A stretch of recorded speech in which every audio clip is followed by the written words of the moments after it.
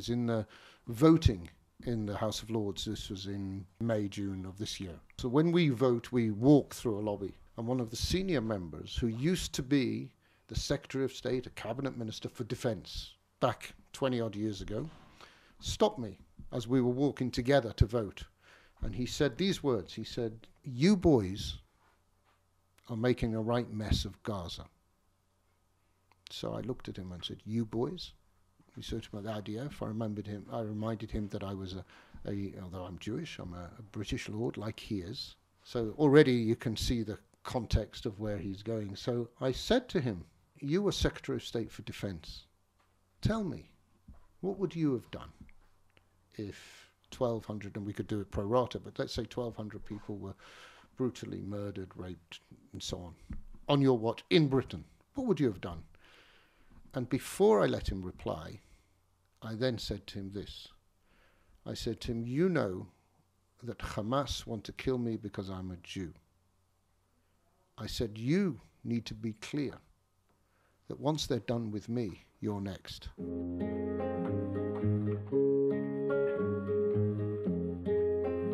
My guest today is Lord Stuart Polak. He's a British politician and a life peer in the British House of Lords. He's also the president of the Conservative Friends of Israel. Thank you very much for joining me today. That's a great pleasure. So we're here in Jerusalem, but I want to talk about what's happening back in Britain. It's become a hotbed for radical Islam and extremism. And that was really revealed in the past year since the October 7th Hamas attacks on Israel. We've witnessed some of the largest and most violent pro-Palestinian and anti-Israel protests anywhere in the West, really. We've witnessed anti-Semitic slogans projected onto Parliament, Jew hatred paraded around in protest across the capital.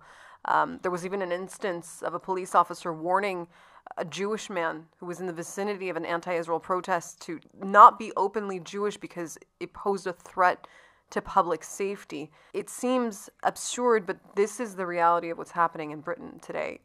In your eyes, where is the country going? One of the things about the UK is that we're very tolerant and very open, and sometimes maybe too tolerant and too open. And so some of the things you described are fair. Some of them are headlines that you get on your phone and stuff. People say to me, I remember the first march of, I think there were up to 100,000 people on the streets on a Saturday, supposedly peaceful, calling for peace or calling for a two-state solution, but at the same time calling for river to the sea and all of that. And people here in Israel, my friends, would say, "Well, you know, what's happened in Britain?" And I said, "You saw 100,000 people on the streets." I said, "Well, assuming there's 60 million, I don't know how many the people are in Britain, that means there's at least 59 million people not on the streets." And so we need to sometimes just be careful of the headlines that the country's gone. However, it isn't great, and there are times when I'm conscious of not wearing a kippah in the streets. And the incident you talked about, that the person who was told by the police not to turn up to their march, you know, if you put the sort of the shoe on the other foot for a second, and you think you're a metropolitan police officer, and you have got to police the streets of London. His job is to be able to go home at the end of the day and not be involved in a fight, not have to arrest somebody, and just keep things safe. And I think what he was saying to that person, and this can be a whole discussion in itself, just stay clear of this for the moment whilst they're having their day. Everybody should have their day. Are you provoking? Are you looking for a fight? I understand perfectly that there should be no-go areas and anybody should go, but sometimes you have to use a little bit of common sense. Problem with common sense, it's not very common, and so people don't always use it. So there's pros and cons. Are we in a different situation than we were 20 years ago? Yes. Am I sometimes afraid that my children, my grandchildren going to school? In fact, I spoke in Parliament just after October the 7th, so it was a couple of weeks. And there was on the WhatsApp groups, and my grandkids go to a Jewish school in northwest London. And I stood up in Parliament because I wanted people in Parliament to understand what the Jewish community were going through. And I stood up in Parliament, I said, look, this morning I had a call from my daughter. And she asked me, Dad, do you love your grandchildren? So I'm telling this in Parliament. And I said to Natasha, what is this question? She said, but should we send our kids to school? This is a Jewish state school in northwest London because they were scared to send the kids to school. Just a few weeks after October 7th. It was less than a few weeks. It was days after October 7th. And this is just before there was any sort of ground incursion of IDF troops even into Gaza. We were already seeing these protests becoming violent and popping up around London especially. But stuff was bubbling anyway. You know, it's as if it sort of erupted. It's like the Pandora's box, you know, you can't put it all back in, or the tube of toothpaste. Once the toothpaste is out, you can't put it back in. So what had happened was the anti-Semitism is there, sure. We've known about it, but bubbling, it erupted. So what is that bubbling that you mentioned? What was happening in the background there before October 7th in England specifically? Look, we've had many we're an open society, okay? I said earlier on, maybe sometimes too open, so many people have come in, and some people who've come in want to impose themselves on in the country that they've come to, as opposed to living amongst. Now, the Jewish community in Britain, I mean, my family arrived in Liverpool the early 1900s, escaping pogroms, of course, from Russia. They thought they were going to New York because the boat owners told them they're going to the place where the pavements are paved with gold. But the boat owners were clever.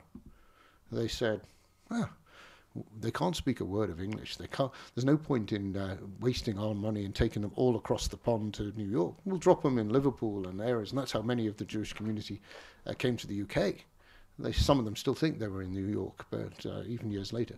So, but my point was that they, as Jews, became integrated into society. So you became British, as I am, and I'm British Lord and very proud of it, but very openly and happily Jewish. There's no conflict between the two.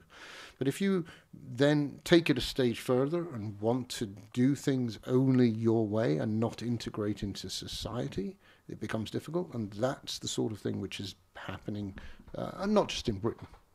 So how do we tackle, in your eyes, this rise in anti-Semitism? It's important to note that there's been a record number of anti-Semitic attacks in the UK. Just to quote some numbers here, there's been over 5,500 incidents just in the past year alone. That's an increase of over 200%. That's the ones we know of. I would argue there's a lot more. Look, you know, we as Jews have lived with this for centuries now. What is happening is that we are, as I said, we're sort of an open society. People are saying what they like. The problem today is, bottom line, is education. If people need to be educated, they're not being educated. Is there a problem within the British education system that we're allowing this? There may be. And maybe the stuff isn't being... Look, the young people today, it's a headline. It's a headline on TikTok or Instagram. There's no detail here. I mean, we've all seen this issue of people calling river to the sea, and they don't know what river and what sea. It's become the trendy thing. That's the new, you know, Greta Thunberg or whatever her name is leading and wearing a keffir, and it's the trendy thing to do. But honestly, there's no knowledge. No knowledge. How is it that Israel can be the aggressor? You only have to look at a map.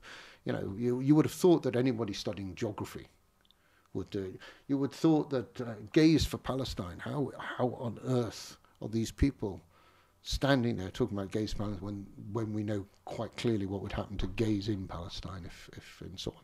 So there's a total act of ignorance. It's a trendy thing to do, but it's becoming more deep-seated.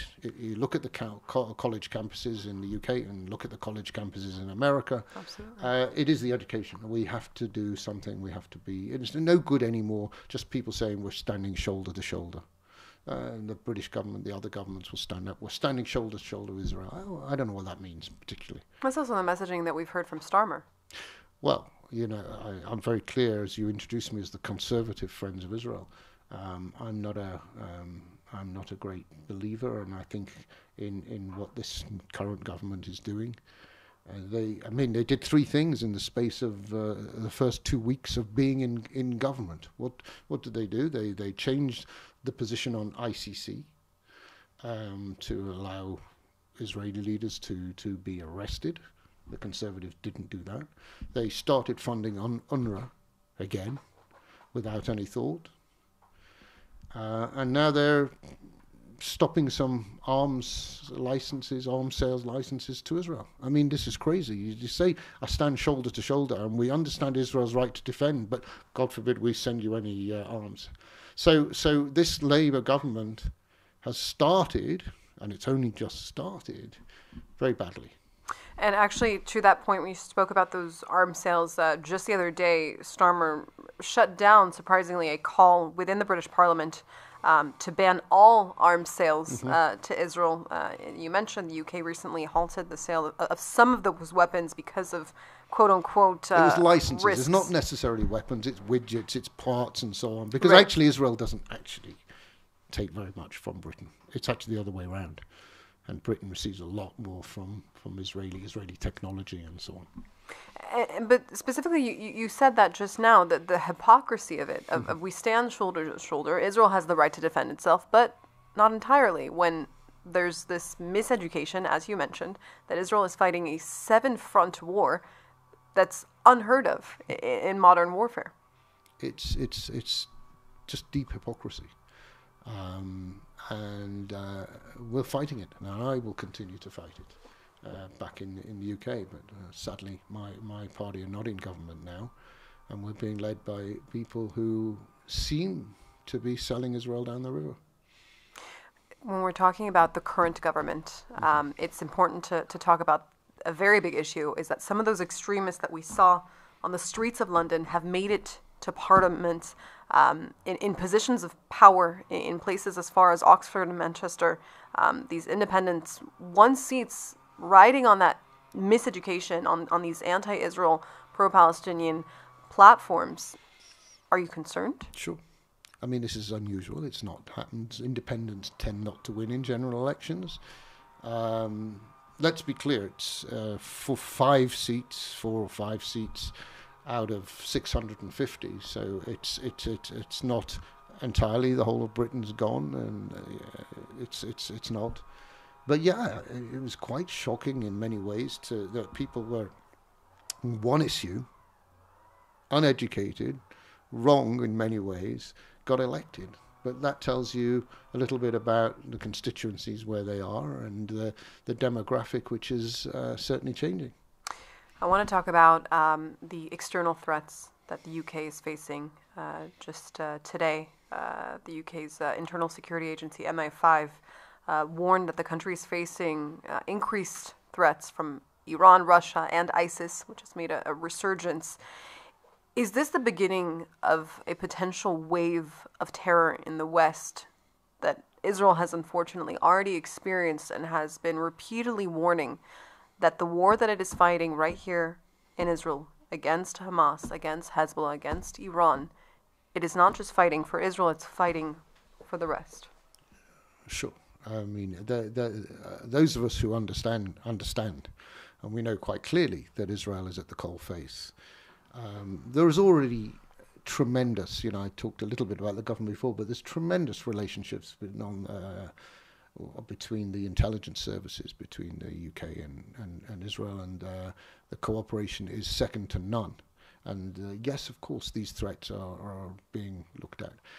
From a personal point of view, I was personally named by the Iranians, so I have by them, there were 2 lords and I think 4 members of parliament. And just to give a little bit of context for our viewers, what do you mean when you say you were personally named by the Iranians?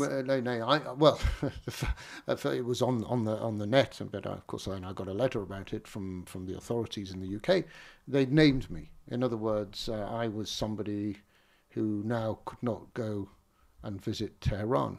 Which the UK is one of the few countries that does have an actual embassy still in Tehran. They do, and their argument for continuing that is that they can hear they're a part of the society out there, and they can pass information and to others, because of course the Americans don't. I'm not sure I buy that. Last time I looked, I think the Chinese put a balloon up to hear things, so I'm not sure that it's quite relevant, which it leads me to the point about the IRGC and why is it that they chose me? Because I'm calling for the IRGC to be prescribed in the UK. I talk about, we fought for a long time to get Hezbollah to be seen as a terrorist organisation prescribed in the UK. You can look at the history, but in the end, it was when a British-born Muslim was the Home Secretary. He, Sajid Javid, God bless him, understood and overrode the officials and said we should prescribe Hezbollah. Hezbollah are a terrorist organisation. So my arguments about the IRGC is that actually the Hezbollah and Hamas were like the unruly children, but who was the parent body is the IRGC. So I said we should be prescribing the IRGC. So I don't think the Iranians like that. So they named me. So as I say, I'm not allowed to go to Tehran. I rang my wife and said we have to find a new place to go on holiday. But so be it. I continue to call for the IRGC to be prescribed. For you and I, it's obvious that Hezbollah and Hamas and the Houthis and Iraq militia groups are proxy groups of Iran, but to the West, it's not. Look, we have to remember that people don't get it in the same way as if you're living this every day or you've got knowledge. So what's it going to take for them to understand that? I hope nothing too serious. I hope. I want to talk about Iran. The world is holding its breath for Israel to retaliate against the Islamic Republic for its recent ballistic missile attack. Just last week, 200 ballistic missiles. That's double the size of the attack we saw back in April. Should Israel attack Iran's nuclear sites, in your eyes? Well, I hope they wait until I fly back to London tomorrow. First of all, I think again, I try to look at the positives out of that. Who would have believed that when the first lot of ballistic missiles came in, when was it, April? The Jordanians, the Bahrainis, they were all up in the Brits, the French were up in the skies defending Israel. That takes a bit of thinking about. It's sad reasons, it's wrong reasons, but they did come together. And so on. I just wonder if they will keep doing it. It's my job in Britain to ensure that they will continue to do it. In terms of what Israel must do to show the Iranians, because it's only strength. I mean, part of the whole story with Iran of the last 10 years is that the West, I think, have not been strong enough. The West had their sort of foot on their neck. And then came the JCPOA and then all the things that we know, and lots of cash to the Iranians, and we know what they used it for. So the West needs to be tough. I'm not sure the West is ready to be tough. And in the end, sadly, Israel must do what it is that they need to do to defend their people. So I'm not going to second guess what the Israeli military leaders will do. I'm sure whatever they will do, they will think very carefully of the consequences. Speaking of consequences, what are the consequences if Israel doesn't win this war? If Israel doesn't win this war, then it's not just Israel that's doomed. It's right across, as I said to the former Secretary of State. Tell me a little bit about the work that you have done with the Iranian opposition. Well, again, I've in the UK, there are a lot of people who are, nobody's against the Iranian people. It's the regime, as we all know. And in the UK, there are a lot of people. There's people who've been sitting and living outside the British Foreign Office. Great Iranian people who are standing up, and I have a voice in Parliament and elsewhere, so I will support them and support the people of Iran. You know, there was a rally only this week. I think on Sunday I was flying here to Israel. There was a rally, and you saw a lot of Israeli flags and people supporting Israel.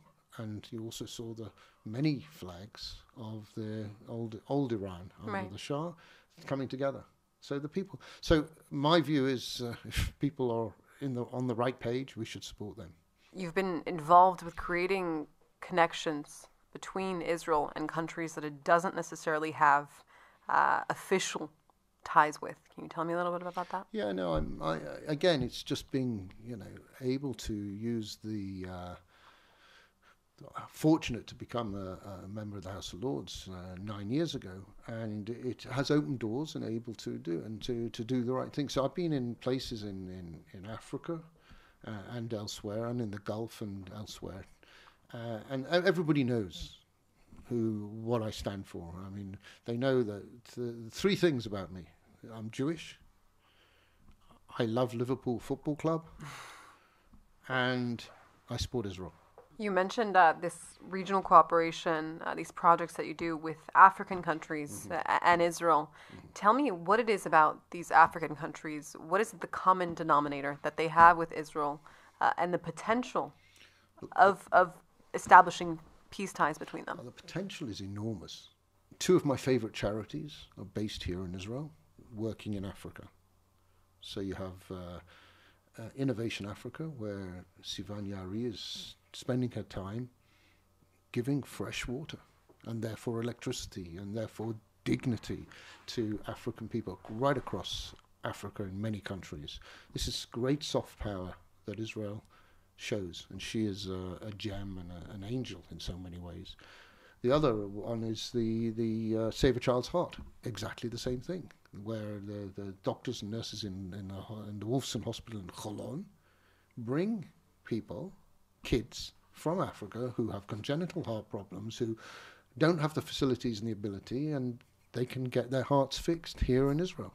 This is just from a purely humanitarian thing. Israel has so much to offer to people, and the places I've been to in Africa, from Rwanda to Somaliland to a number of places, Tanzania, there's so much that can be done. And there's so much in terms of relationships. And once you've got those relationships, you can move forward. And give you one short example. Many years ago, I was involved in getting the Tanzanians to open an embassy here in Israel. And during that period when it was happening, it was the same time when the United Nations were having these stupid votes that say that the Har HaBayit, the Temple Mount, had nothing to do with Judaism, if you remember. And so they're having all these votes. And then there was one vote during this period when I'd been to Tanzania and having conversations with their foreign minister. I got a call from the Israeli embassy in London. They said, look, there's a vote tomorrow at the culture committee of the UN or in Geneva.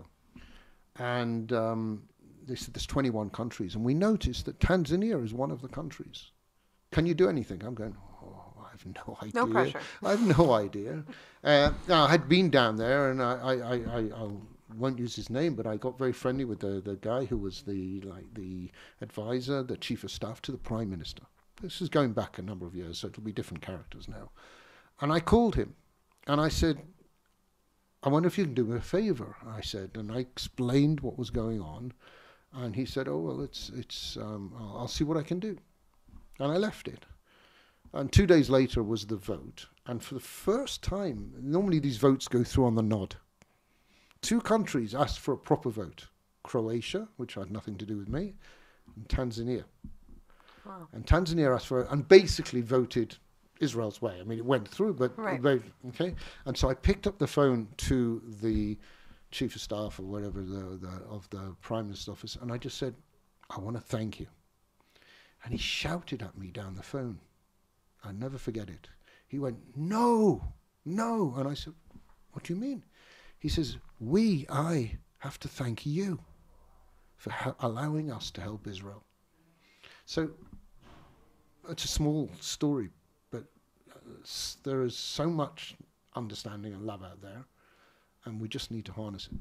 And it's certainly, we've seen that specifically in the past few months, a wave of African countries coming out in support of Israel, because they themselves have faced the extremism, sure. Whether it's Boko Haram, very similar to Hamas, to ISIS. They know the threat. They've experienced it. They've felt it on their flesh and bones, unfortunately. Absolutely. And there's so much, this fertile ground. By the way, and the Israelis can help make the ground fertile, but there's fertile ground out there, and Israel needs to be out there. Fertile ground for new opportunities for the Jewish state. Lord Stuart Polak, thank you very much for joining me today. Pleasure.